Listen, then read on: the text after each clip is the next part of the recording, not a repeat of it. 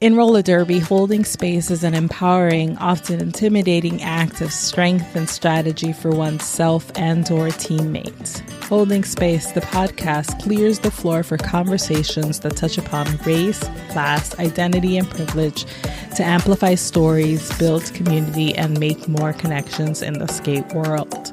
Expect lots of smart, dope skate people musing about life on and off 8 wheels and silliness. Can't forget the silliness that you never knew you needed and won't be able to live without.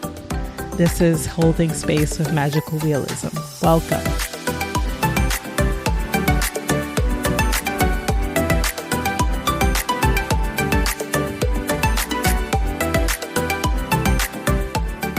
What's up, y'all?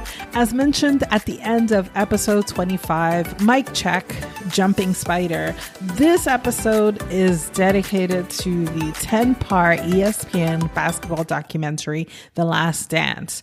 Viewable on Netflix and ESPN, this documentary about Michael Jordan and the 98 Bulls' final quest for the NBA championship is definitely recommended viewing for roller skaters. As I was already going to be talking to Jumping Spider, I was really amped when he agreed to discuss the documentary with me. If you listen to episode 25, which I totally recommend you do, because we had another awesome conversation about his life and his role in sports and derby, how he got into derby and his coaching and announcing and what have you. But besides that, I was really amped because he's a Chicagoan, he's very into basketball, and he's also a roller derby coach, as I just mentioned. So as you might imagine, our conversation went everywhere, from beginning with my unresolved animus as a New York Knicks fan who were routinely antagonized by his Bulls, to the parallels and differences between roller derby and basketball. A word of warning, Spider and I do go into spoilers, but I think this is an enjoyable listen whether or not you've watched the documentary, but just FYI. Enjoy. A championship was assured when Michael Jordan was here. It was, one, because you're young and you don't know any better, but two, because he was just that damn good. Did you take it for granted that this was your lot in life, that you would win winning team? Yeah. That's why when Jordan retired and the Bulls came out next year and Ray Clay on the public address was like, "You're world champion Chicago Bulls," I was hurt. I was like, "You're lying to us. These are not the world champion Bulls. These are imposters. This is Tony Kukoc and a bunch of scrubs." And I was hurt. And then the Bulls were absolute trash. And I swear to you, I did not touch a basketball for 3 years. I am 6'3.5" tall right now. You know how many scholarships I missed out on?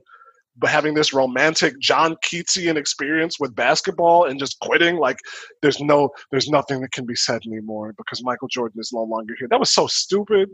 So I definitely took it for granted that the Bulls were going to be on top forever. I had a different experience coming up in the 90s and being a Knicks fan, let me tell you. I know.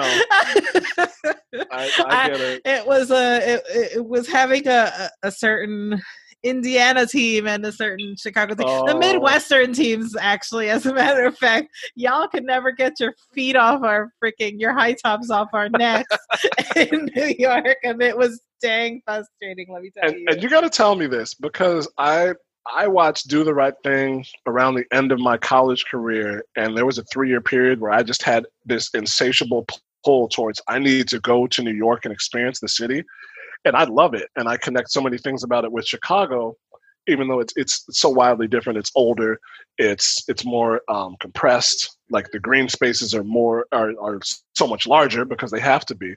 But I've always loved New York. But tell me this, does New York just see the Midwest, including Chicago and Cleveland and Milwaukee and Detroit? Are those just flyover states for everybody who comes up in New York? Are we talking like now or 90s? Both, I guess. Yes. No, I'm kidding. No. I think that in the 90s, for sure, probably. I feel like people would have a really hard time to like point it out on a map for you. Man. And that was like enemy terrain. If we're talking about as a basketball fan, that was where Reggie Miller and And Michael Jordan lived. Like Right. that was like that It's was like the the giant place. Midwest on the calendar, on Yeah, the these map. corn-fed mofos coming Here up there in be here. dragons. Exactly. No, but now it's a different story. You guys have Obama to thank for that. Barack made it so that people knew where Chicago was. He literally put y'all on the map. Yeah, No, that's I'm hilarious. kidding. Sort of. No, speaking of, because it's funny you mentioned that, because it wasn't like the famous story that Michelle and Barack went on their first date to watch Do the Right Thing, and That's then, right. That's true. and like came up in the 90s and at Columbia or what have you, and then went to Chicago. But I think New Yorkers are very navel gazing. It's the five boroughs. We're also very provincial. So, No, so I our get it. gaze elsewhere and externally is very, very much hindered by that. How did you hear about the documentary? As soon as the commercial dropped last year or 2 years ago, maybe even, we were ready. I was absolutely ready because, like I said, the Bulls have been trash. The Bulls had the era where Derrick Rose came in and we were good. That's probably my favorite Bulls team of recent memory because they were so hungry. They were so down in the dirt, digging through. They were a 85 to 78 type win team where we're going to beat you 85 points to 78 points. They're going to get some dunks. Rose is going to drop some random push shots, and that team was so much fun to watch. But other than that, and the Baby Bulls in the late 2000s, it's odd now because I think even as analytics and data takes hold, people still are looking at you. Are you a good team if you win a championship in your era? And if you don't, then you're kind of an also-ran, whatever. So it's hard to judge. But it was we were really excited. We were really excited to see this documentary, not only because we were going to get to relive this, but we were going to see unprecedented looks at the 1998 Last Dance, controversy-ridden Beatles-level Mania Bulls. And it was somewhat disappointing just because it turned into a Michael Jordan retrospective. And no disrespect to Mike, but I read the Jordan rules. He's who he is. I know a lot about Mike already. So the parts that we didn't know about, like Scottie Pippen's contract negotiations that season, Steve Kerr, and what he went through with his father being killed overseas, which I knew about just in my sports knowledge, but I know other people didn't know about.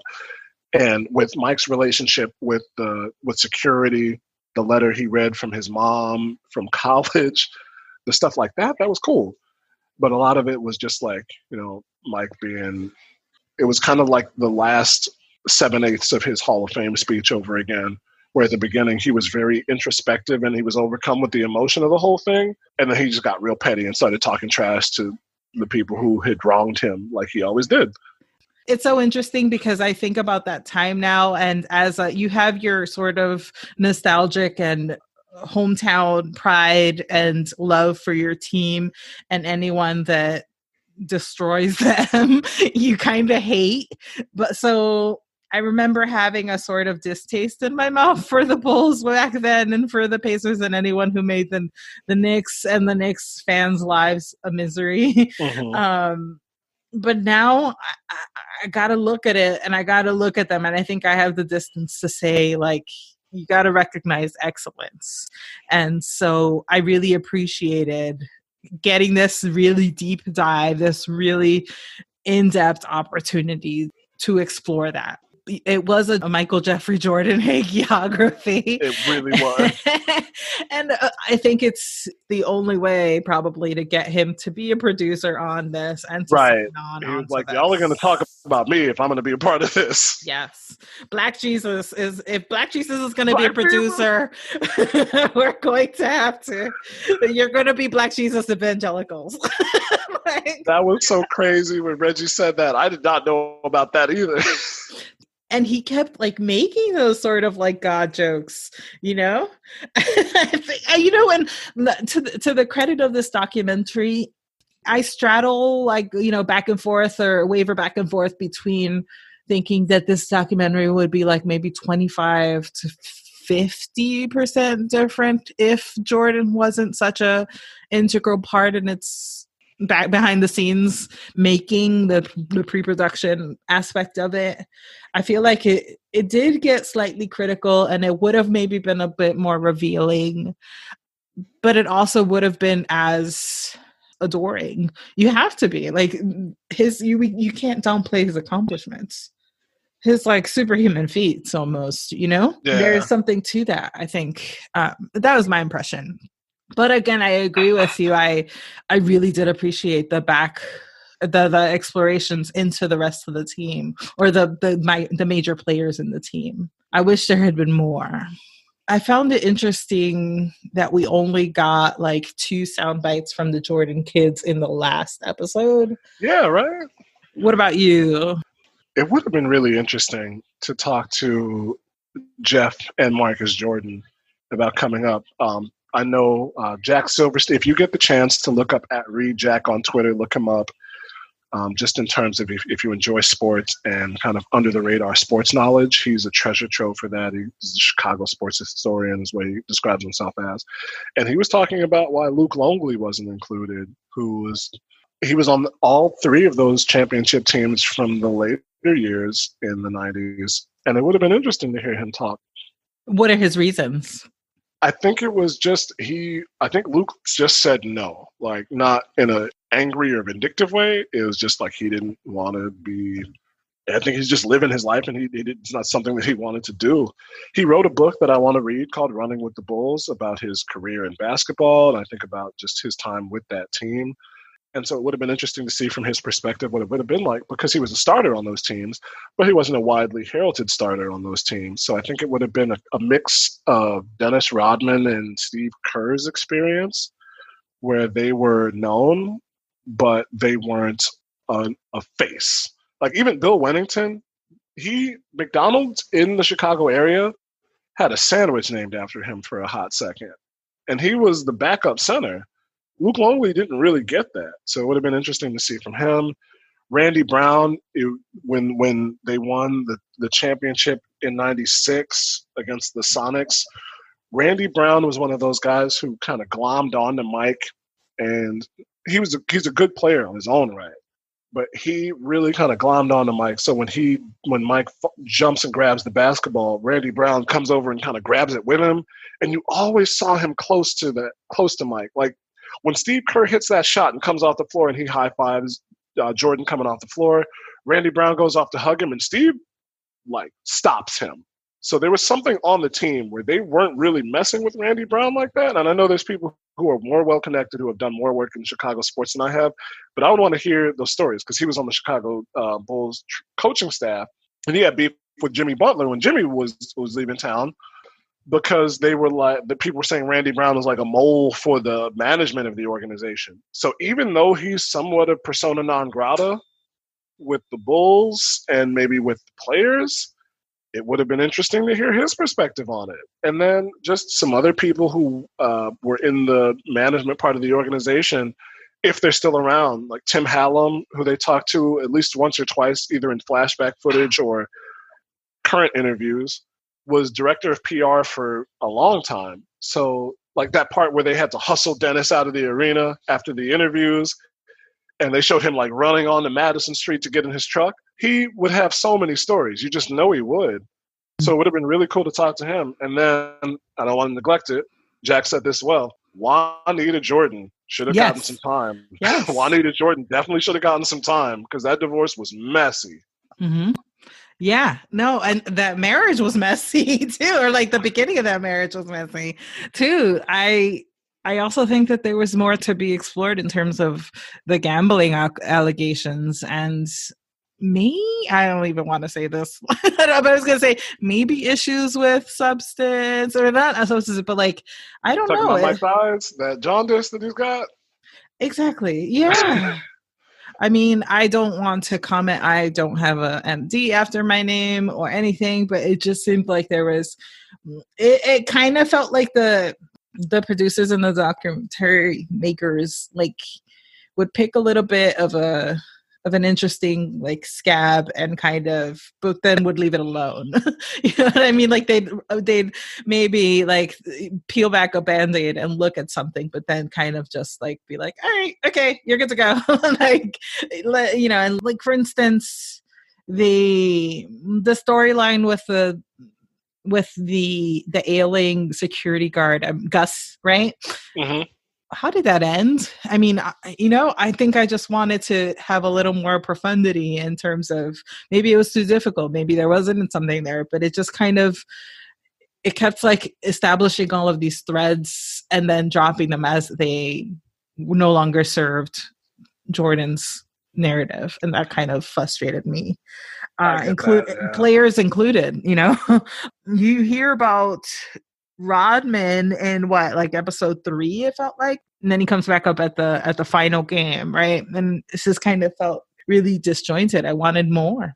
I get that. If you watch the Dennis Rodman standalone documentary that they did, it's good. It's really good. The way it's shot, the way that they do scenes, even Jamie Foxx doing the narration is very good. And so I think a lot of the things that weren't included and also were included in The Last Dance were things that you could get in that documentary with greater detail and depth. So at least there's that available to people if that's what, you know, if that's something that they were looking for. But I agree with you. Other things that we should have and could have seen weren't included. As the documentary went on too, I enjoyed learning about Scottie Pippen's backstory. I had no idea about that. Oh my goodness, that contract, that nightmarish contract, that poor man. But I would have appreciated someone to like tie those threads together, or like have the talking head expert that kind of was like, this is what this means in a historical context for Black athletes. How do you let someone go 7 years without renegotiating their contract? It just seems like they were being used as this hot commodity and then dispose of them, or like just kind of push them aside and trade them when their contract is about to expire and they're at the peak of their game and have just won you a 6th ring. There could have been a lot more mentioned about the disposable aspects of these players at their peak at that moment. That wasn't said.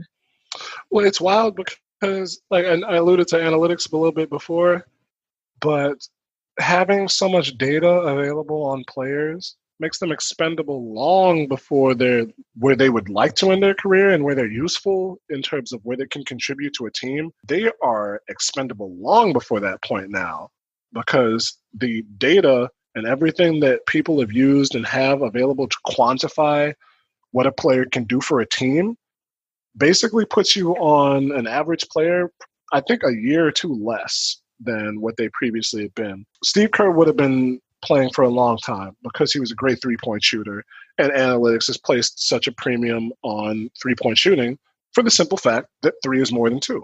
But a guy like Mike, who wasn't Mike, would have been out of the league for a while, which actually we don't even need to think about what that would look like because it's Carmelo Anthony.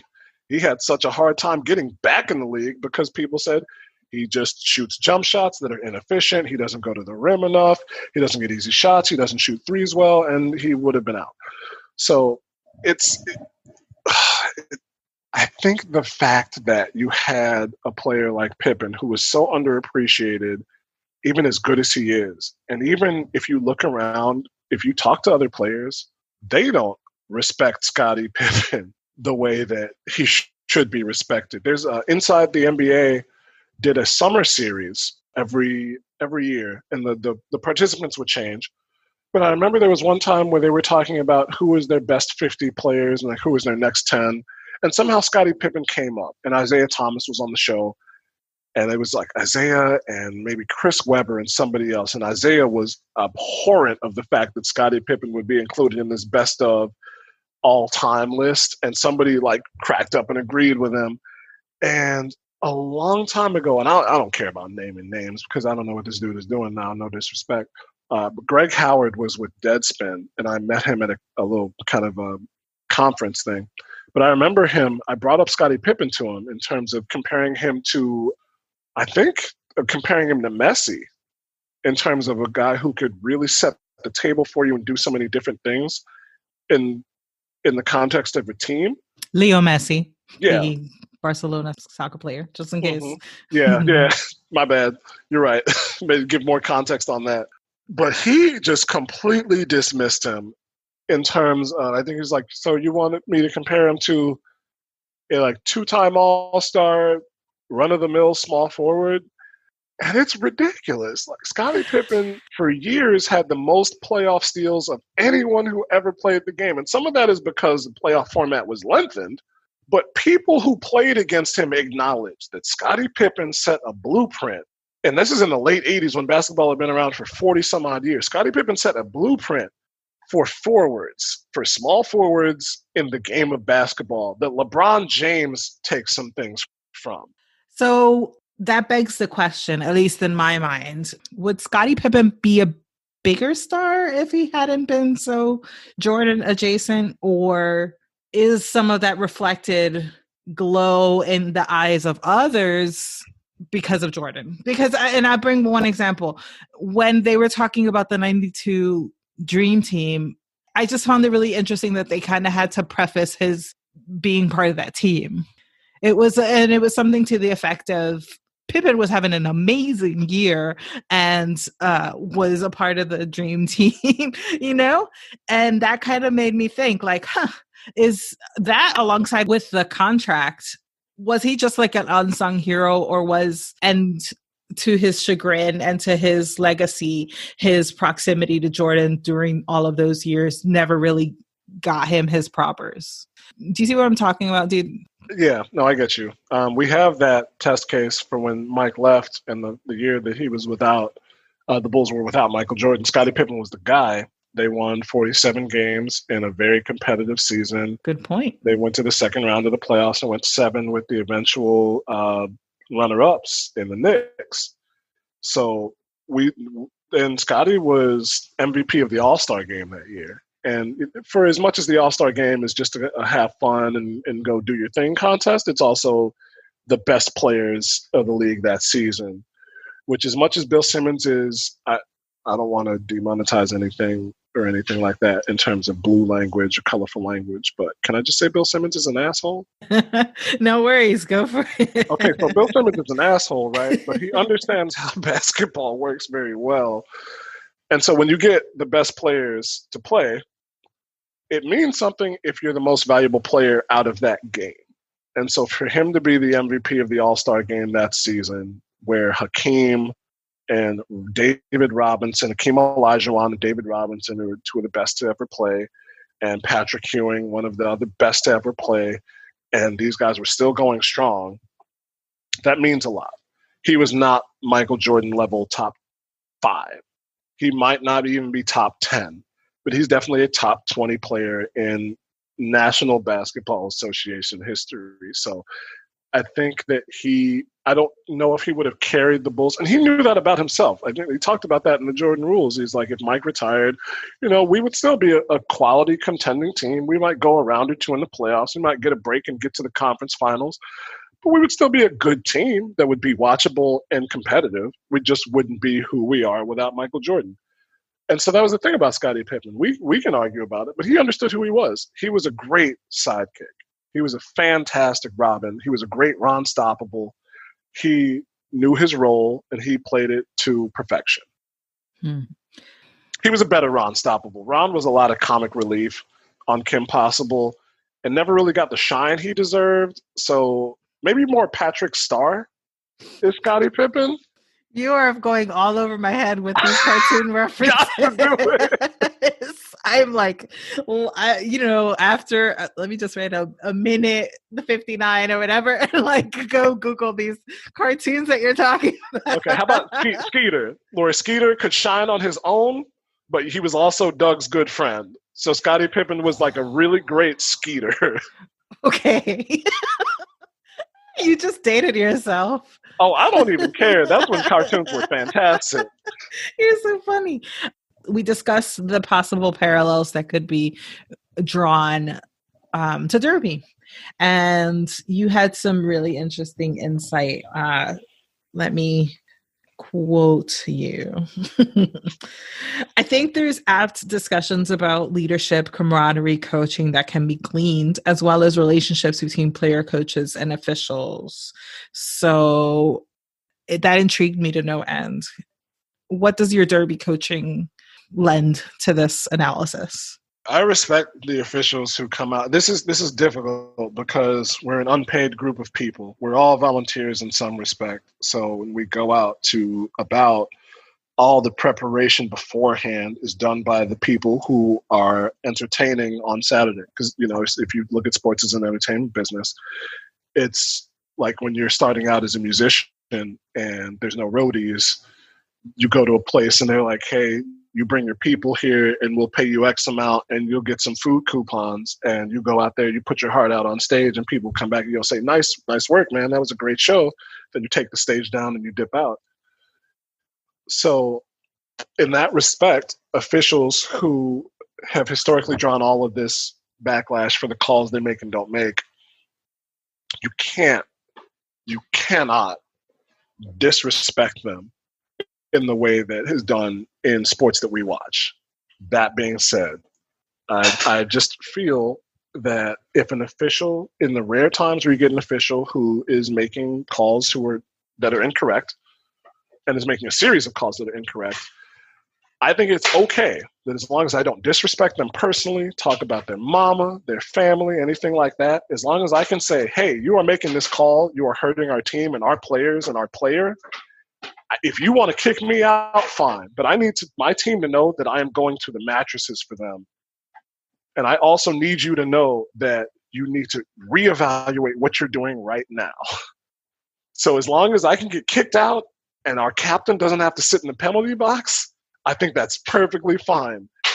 But I think the relationship in roller derby between players and officials, and you see it on Twitter when officials skating and non-skating talk about the tournaments that they went to, and a great player talk trash about them from some point. We can't do that. I don't know when that's going to be available in the vaunted future where we're all paid for the work we do. Maybe then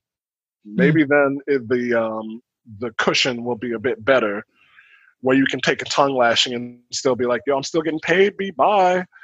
But right now, that's definitely a big deal. That's definitely a big part of it, I think, because, that's definitely a concern that you hear.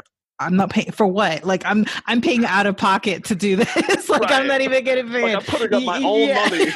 Yeah, definitely. But it's also hard because no matter what, it doesn't matter if you came from a sporting background or not. Some people just don't talk to other people who are doing the same thing as them in a respectful way. And so that has to be taught. I can come to officials and be like, hey, this call is wrong. This call is wrong. This call is wrong. I know this person is not doing this. This call is wrong. I'm not talking about you. I'm talking about what you have done. I'm talking about the call that you made. It has nothing to do with you as a person. I'm just saying you need to change this, because you're hurting our team and you're taking us out of this game. Some people can't do that. Some people can only express themselves in a way that just is going to make that official feel bad about themselves as a person, which is wholly unfair. There's a scene, not in the Jordan documentary, not in The Last Dance, but in one of the championship videos. It's the 1992 championship they won against the Blazers. Michael Jordan gets a technical, and one of the referees gets caught on video. I think it's Jess Kersey saying to Mike as he's standing in the free throw box, that is not a true statement, but you were talking about me, and I never talk about you. And that's really important. If you talk about a call that somebody made, that's fine. That's different. But if you talk about them, that's wrong. That's wrong. I agree. Having witnessed and participated in those kind of discussions about the sensitivity around having any sort of back and forth between the skaters and officials and the heated nature of it, it's a loaded and rife topic for sure. That's definitely a difference. And I think that we should also kind of preface this whole discussion in terms of we're looking at like the diametrical opposite of derby and sport. So it's like looking at a funhouse mirror in a sense, Yeah. you know. But I think it's a really helpful exercise to do as athletes, as fans, or people who appreciate both these sports, to kind of do that mental exercise of thinking, what can fit from here to here, what can go from there to there. Do you think that derby does the cult of personality or idol like worship that basketball does? Or Yeah. I mean, it's almost, I think it's impossible not to. There's we've had some press publish, and like the ESPN articles, or when major news outlets put up a person when they're talking about roller derby in general, we've seen Bonnie Thunders is the person who is usually like held up as an example of the sport. The LeBron James of roller derby. Remember that one? That was Andy. I can't remember his last name. Andy. I can almost remember who wrote it because I was just looking at it the other day.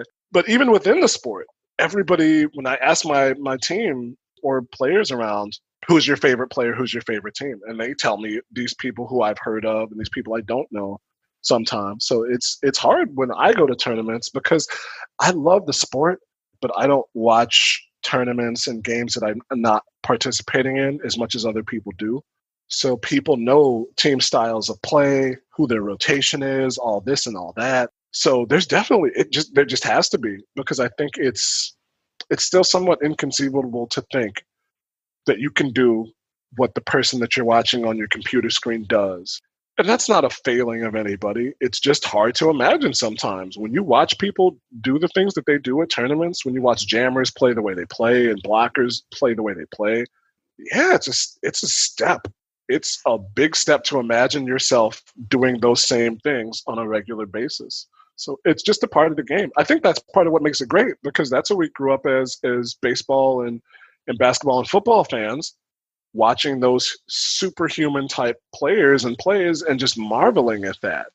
And it's great to put those people up on a pedestal, but it's also, you just have to remember that no matter what, and whether you're thinking in terms of you are a human and you are capable of amazing things, or just this is a young sport, you have all these resources available to you that even those people that you worship didn't have, and you can do these things. You just have to remember that you can do the same things or forge your own path and do the same things that these players do. And I also think that just naturally, the way that roller derby is structured, the way that the camera is going to be focused on the jammer versus the four other, players from each team has to do with it.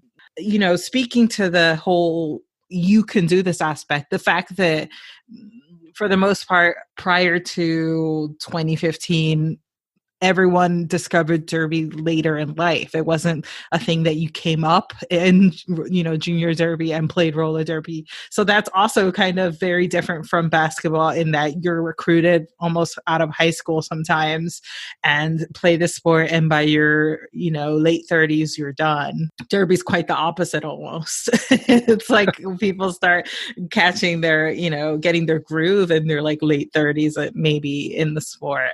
What I found really interesting is that of all the people who were profiled in the documentary, the one who was framed as being the most humble and scrappiest of the players is the only one that's still actively involved in basketball. Yeah, that's interesting. I mean, well, Mike's owns the Hornets, and he's doing a mediocre job of that. But Steve is a championship winning coach. There's some players there's some people who are involved in basketball who just have that, or in sports. Let me preface that. Let me go back. People who are involved in sports who just have a knack for doing the right thing.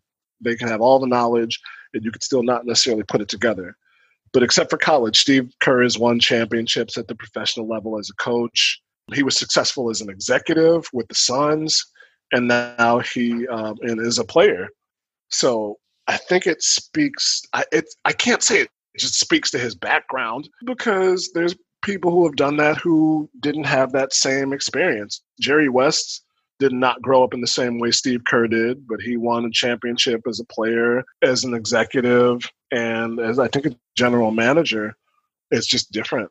But it was really interesting to think about the fact that Kerr is like the last person who's has an active role really in day-to-day NBA activities. And also having a really sort of hands-on direct job or position and role in molding the future of NBA Derby or NBA basketball. NBA Derby coming to you in 2022. That's going to be my new sport. Let's get some NBA roller derby collaboration. I've said for a while now we need to get some WNBA roller derby collaboration. Oh, yes. Yes. Hell yes. It's right there for the taking. Dylan at the Apex is a huge basketball guy. He's a Toronto Raptors fan. He's an NBA fan. And he's shown that he watches WNBA too. When I mention it, a lot of the responses that we have back and forth on Twitter are because of our shared love for basketball. And like I said before, there's so many things within the sport of basketball that come into play within roller derby that are comparable that people can draw from.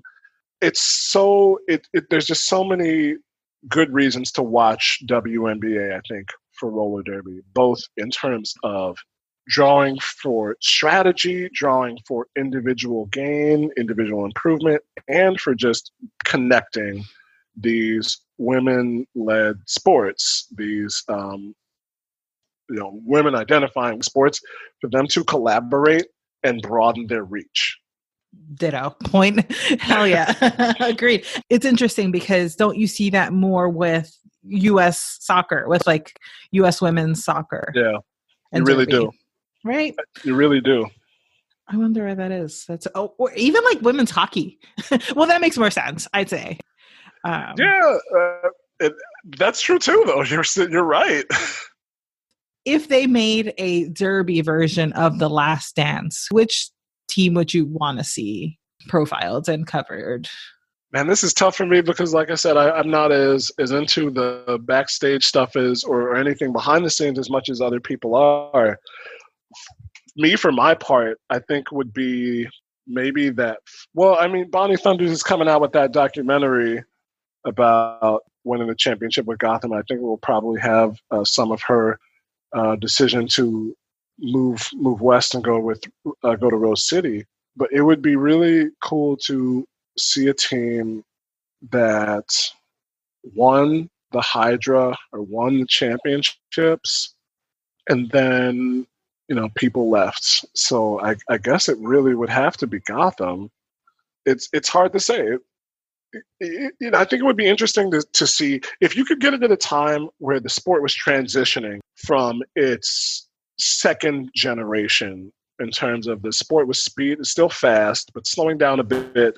People were doing a lot more strategically on defense, but maybe minor penalties were still part of the game, where we were transitioning over from one whistle starts to two whistle starts and see who was on top then and how things were shifting. Like really when Victorian started coming into the picture, the championship picture, it'll be interesting to document any of those teams on one of their roads to the championship. So maybe either the first year Victorian won and what led up to that, or the first year that Gotham lost and what went up to that.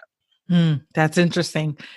I like your thinking. And I was kind of thinking along the same lines. I was going to say Gotham, the year that it was the last year that Bonnie and OMG were on the team and that they did the finals champs in Portland. I think that would have been interesting because not only did Bonnie and OMG leave the team, but also possibly V Diva, if not shortly after. So I think that would have been really interesting to watch. Because she went back to her home league for a minute, right? Yeah. She was kind of doing the commuting thing. She was commuting from Philly, like Pennsylvania, Poconos area, what have you. Okay. So that would be interesting to me to see. Also, maybe Victorian too, like maybe the season that preceded, Shayna Saracen leaving, McSwagger leaving, I think Christy Demons also left that same season. That would also be interesting to watch.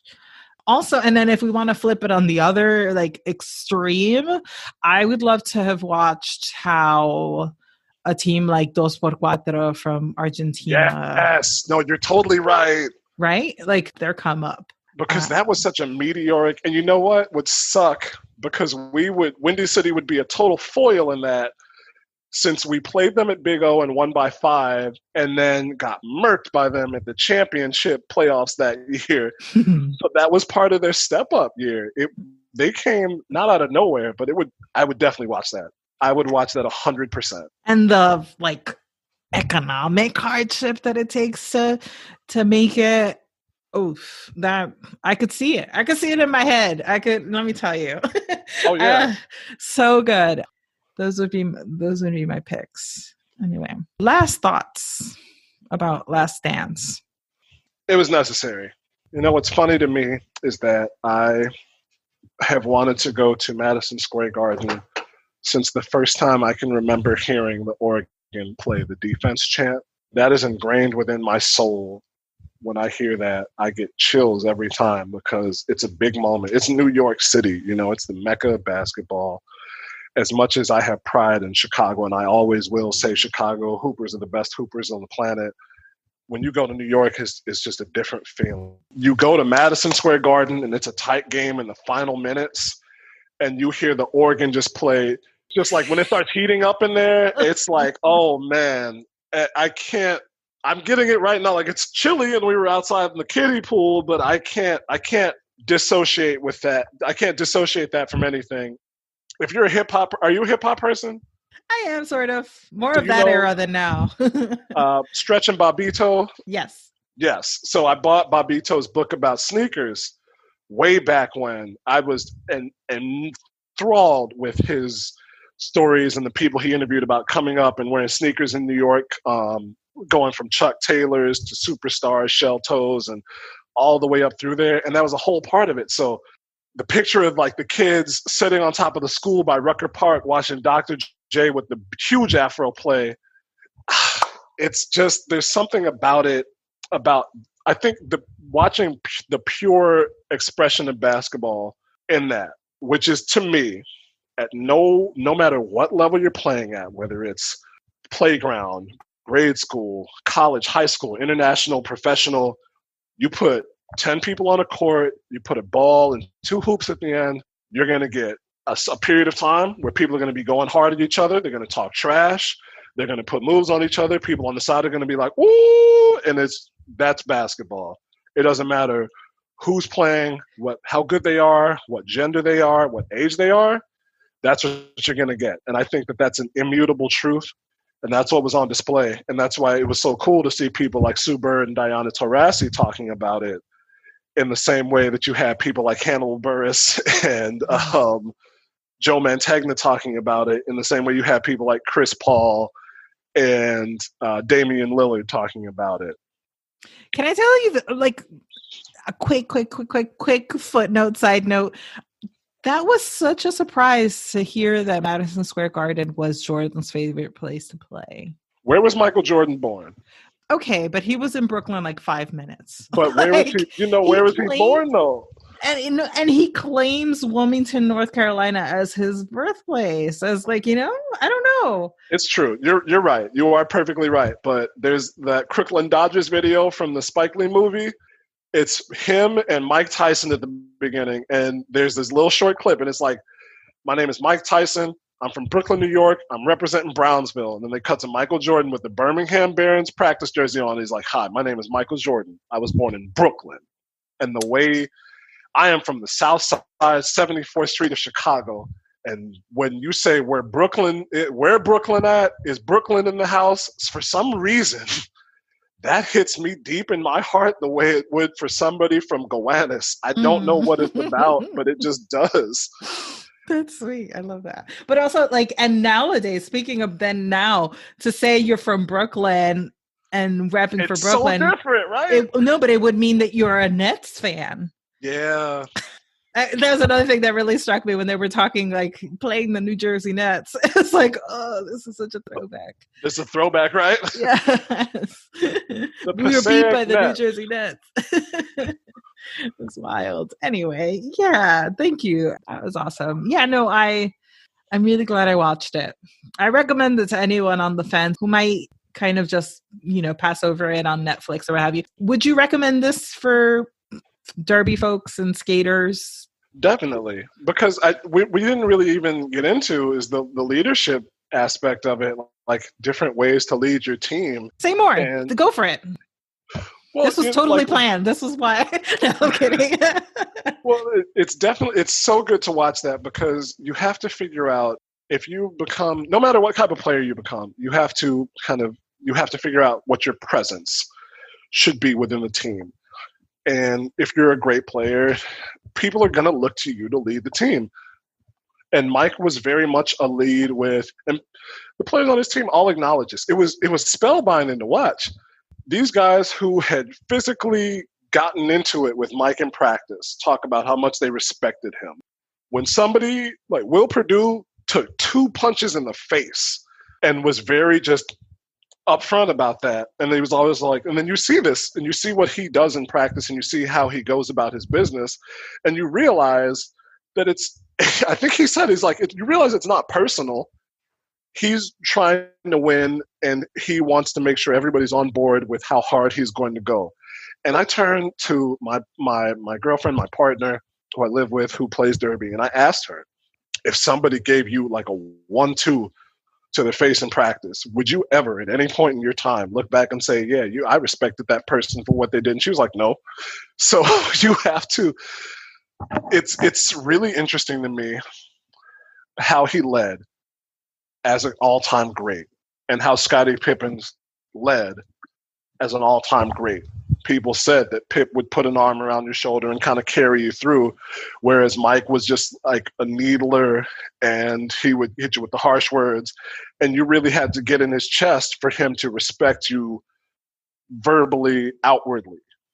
I think this might be also a gendered difference. And I wonder about that too as a coach. There's things that I would want to do as a coach, and not in a bad way, just in terms of like being a little bit more vocal, being a little louder at practice, that I think that I've always thought that in order to maintain what we need to do as a culture to move forward, me as a man, that I cannot do with my team that other people on the team can do. Mm-hmm. And as much as I want to realize that, it hurts me inside, because there's sometimes where I think sometimes you just need to like prod somebody a little more in order to draw out the best of them. And it hurts me if I don't feel that I can do that, because I want everybody who steps on the track as a player of a team that I'm associated with to find their final form, to be the absolute best player that they can be. So I think it's interesting. Yeah, I feel like I can totally see what you're saying. And then I also think that for women, it is such a heavy lift to even become accustomed to playing a contact sport, to even play a sport after college. Yeah. It's for your own like gratification, and a contact sport, no less. I feel like that is such a heavy lift for some that I don't want to speak for everyone, and I definitely don't want to generalize or make a statement. I'm mostly basing on personal plus experience that I've heard, that I think that people reach their threshold with you just naturally do, right? Like people reach their, like, I think that there is the tolerance for that sort of aggro drill sergeant-y treatment. Yeah, it's at a certain point, you're like, I don't need this. Like, I got something. I can do something else. Exactly. Yeah, it's also a real minefield, especially as coming as a person of color to a predominantly white sport. Those sort of dynamics. I feel like it was maybe Queen Lucy Tifa who's like, you don't leave who you are outside of the doors in derby. So everything that you are when you off skates, you are on skates, and all of the dynamics and complexities still exist on the track. Like even if people want to act like roller skating and roller derby is some sort of utopia. It's not, we're humans. So I feel like that's also another aspect that might add to the mix, might add to the, might make things a little hairy. Yeah. Because I feel like as a woman of color, like if I'm too aggressive, am I too aggressive? Or like, or, Right. that there was a tournament a couple of years back in which Atlanta had experienced a lot of racial microaggressions, including Is that the calls. yeah, I know what you're talking about. They were like punished, with fouls and penalties that white counterparts weren't seemingly getting. So I think that's also part of it. That's wild to me to think about too. As an announcer, as a coach, I haven't gone to that many tournaments at all as compared to people I know, especially the officials I know. And just to think about that, where I know it comes up in some respects, but typically it's because a player has shown that they have a reputation that does not intersect with their color or gender or anything else. It's them as a player. So to hear that was coming up in roller derby was jarring, to say the least. And then if we want to talk about like the cult of celebrity, the way that it begs the question how the Bulls might have responded to Jordan's hard style if he wasn't Jordan. If it had been another player, maybe that wouldn't have flown like had it been someone else trying to be the taskmaster. Well, that's what I think was when you hear basketball players talk about it, like Larry Bird was from downstate Indiana, and I think cats, gave him a lot of shit for that. Like even the Pistons famously said, like if Larry Bird was black, he'd be another basketball player, which is wild to say. But a guy like Charles Barkley, who is not the most eloquent, who is not the most progressive, who has said a lot of things wrong in terms of the context that we've discussed here, Charles Barkley was very simple with it. When you got on the court with Larry Bird and you realized he could play ball, didn't matter if he was white, blue, black, or orange, he was a good basketball player. And I think that's what most of the time basketball gets right. It's been different for a lot of European players and players who aren't American in general, that people have a hard time reaching that idea that, oh, this guy is not just where they come from. They're a basketball player. They know their craft and they can play. But they're getting a lot more to the point of when you step on, it doesn't matter where you come from. You're a good basketball player. Can you hoop? You can hoop. Okay, let's go. And I think that there's some ways to go with roller derby, obviously, about people getting past what you look like or what you sound like, as opposed to what you do between the lines on the oval. Mm-hmm. I mean, we all do off the derby and on derby, True. That's true. Yeah. That's true. Anyway. All right. So I like to close by asking for a self-care tip. And it doesn't, have to be bath bombs and beauty masks. It can be whatever. So I need to try those though. I really should. I need a bathtub that fits me. So what is your favorite self-care tip, Spider? Just for roller derby or in general? Whatever comes to mind. Take walks. I like taking walks. I know that I hate it because not everybody can take a walk after the sun goes down. That's always when I found it most relaxing, but I want to change that for everybody. But just take walks. That's real. Get out and take walks. Have some music on. Don't have some music on. And try and extend yourself out into the space around you so that you can hear and feel and sense as much as you can. I think it helps you as a player in terms of the sport. I think it helps you as a person in terms of your life. And I think it just can be really relaxing, especially if you're around water. Water always gets me. I think it's just nice to be able to do that around water. And I've gotten lucky being with the lake and the lagoons at the parks. But take walks. Get away from everybody. Get away from the sounds of regular working life, and Get by yourself. I love it. Thank you. What about holding space? What would you like to hold space for? I was playing softball a couple years ago, and a guy congratulated me on something that I thought was so run-of-the-mill. People were warming up behind where I was playing first base, and it was very close, and it was making me nervous and uncomfortable.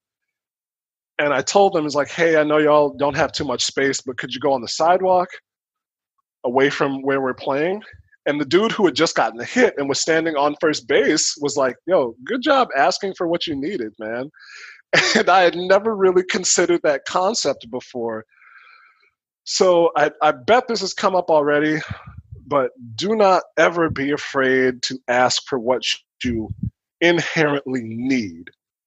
Figure out what those things are that you need and don't just want, because desire is different from necessity.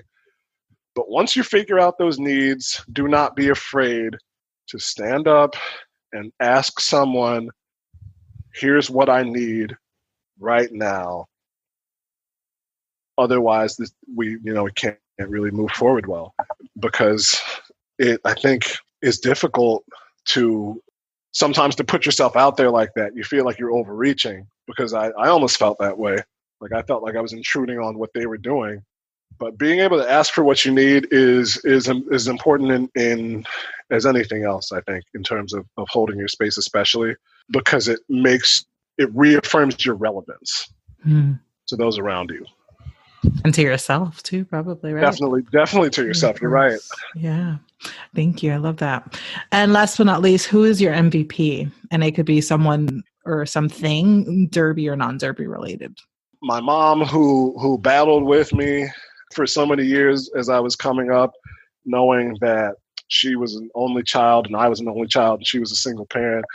And she basically just did what she had to do in the context of all the other things she was dealing with. So mom is my most valuable player for sure. My friend Ashley, who is nowhere near roller derby, but that's my forever friend for so many things that she does and has done and has gone through and will. I love her. I respect her so much. And the players on my team that I've coached, it's hard. You asked me the most loaded question that I was like, I could give you 50 names. But definitely those two. And am I gonna have to break out the violin and do the Oscars? Get the wrap it up box. Yeah. I'll go with the last few. I think my girlfriend Christine has stepped up in the ways that I'm not even finding out about. I don't know about a tenth of her life, and I almost can't even say that I'm proud of her, because I don't know everything that she's gone through, and I have no right to say that. You know what I'm saying? But you might be proud of her?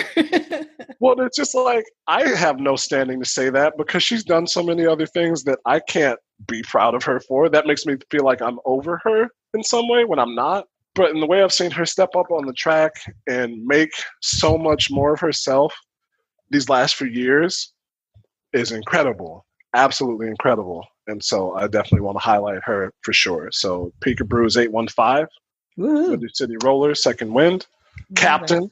Yes. Those three. Those three are my most valuable players. And if you're a poetry person, if you're a people of color poetry person, look up my man Nate Marshall that I went to grade school with. He is an intelligent man on the highest order. And what made you bring him up? What made you think of him right now? He's a good dude. I took a walk through his neighborhood a few years ago, and like I said, we went to grade school together. We weren't in the same grade, but we would bounce off each other on the playground and things like that. And I remember reading some of his poems, and it's kind of interesting to realize that the same person that you came up with when you were 10 and 11 and 12 years old, you were doing 10 and 11, 12 years old things with, is just a great, intelligent person who is able to conceive and perceive things that you wouldn't have thought possible, that you don't think about on a daily basis. And that's somebody who Nate is when I've read the things that his works and the things he's put down. So I definitely wanted to spotlight him. He's somebody I think that everybody should read and reach out to, because even as he's done this, I mean, he writes poems about his experience. He's in the Louder Than a Bomb documentary that came out years back. But I remember we talked about the Jay-Z and Nas feud and who won that when I was talking to him. And that's the kind of person he is. He can go wherever. And he definitely told me, in terms of holding space, he talked to me about when Chicago Magazine wanted to interview him. And they asked him, hey, where do you want to do this? And he said, let's go to Harold's Chicken Shack on 108th Street, because he had spent his entire life taking 2 and 3 buses and train transfers to get to the places that he needed to be. And it was time for somebody to come to him. And that struck me, and it still strikes me today. Wow. Thank you so much, Spider. This is awesome. I really appreciate it. Thank you. I appreciate you bringing me on. This was so much fun, and I love. This was so much fun. I can't put it any better than that.